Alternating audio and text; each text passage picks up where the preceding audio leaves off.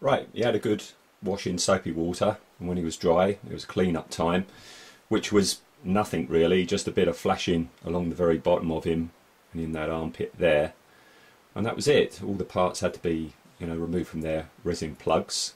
No flashing, no air bubbles, nothing. So that was cool. Then it was a case of sticking bits on. I didn't realise until I looked at the instruction sheet that you've got a choice of two sets of antlers. These long ones and these short ones, and I decided to go for the long ones because they look better. He's got a single horn here, and those two little tiny things that I thought were teeth or something, turns out the instruction sheet doesn't label them, but they are like eyebrow horns, and they're just like here and here. I had a bit of a problem. I cut them out fine, but when I picked one of them up with the tweezers, he pinged off who knows where. So one of them is actually a cut down tip of a cocktail stick, which looked absolutely fine. Really fantastic fit. The tongue just slid over the sword, and it was simple of matter of just positioning, putting the right hand into the arm and positioning the two so the two halves of the tongue matched up, which was perfect. The only problem there was there was quite a gap to get that lined up right there. There was quite a gap between the wrist and the hand, but I don't know if you can see there, I've put some green stuff in there and I've sculpted more gnarly detail. Okay, so that was him done and ready. Primed him in Halford's grey plastic primer, which is a thing I always use, and then I started painting. Now, in part one I said I was going to emulate what I did with my Baycock zombie and go the rotting flesh route, but I had to rethink about that, and the reason I had to rethink was that looked fine on a little 1/8 figure like that, but I looked at what else I'd used that colour scheme with, and I'd done the same on this Lord of the Rings orc. As you can see, it's the rotting flesh with dark, and it looks alright on this bust, but on this fella, I don't know, I was thinking maybe it wouldn't work so well, so I nixed that idea.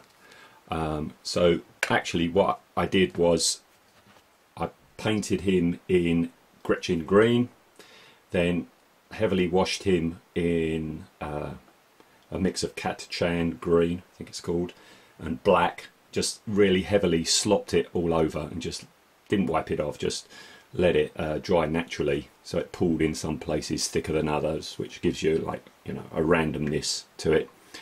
And then I've dry brushed over with the base coat, which has got me to here. Oh, the other thing I've done is I've mixed up a Catachan green purple mix and just put that in the fold somewhere, just to warm up some of the folds in places and around his eye. I don't know how well you can see this today, but I've put it in his eye sockets and inside his mouth as well, and in folds here and there. Okay, I don't know if I'm going to do any more on the dry brushing. It looks all right and nice and dark to me at the moment. I'm pretty much going to be picking out every bit of detail separately, so I'm thinking I don't need an awful lot in the way of dry brushing, because the detail is going to, all the gore is just going to like cover it all up. Another thing that I didn't realise until I started painting it, I thought it was a bit of a cheat. You've got his right foot here, but there's no left foot, and it's like, well, that's a bit of a odd. But I hadn't realised he's actually kneeling. Look, here's his left foot here, so he's actually kneeling down. So, and that was a nice touch.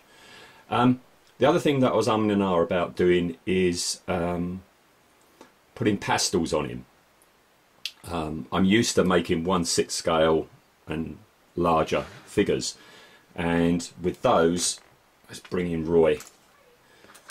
With those, when you're talking about a much larger figure and bare expanses of skin, I use pastels, for the shading. I don't like airbrushes, never liked airbrushes, and so I was thinking, seeing as he's got some clear spaces, maybe doing pastels, but in the end I've decided not to. Okay, so that's where we are today.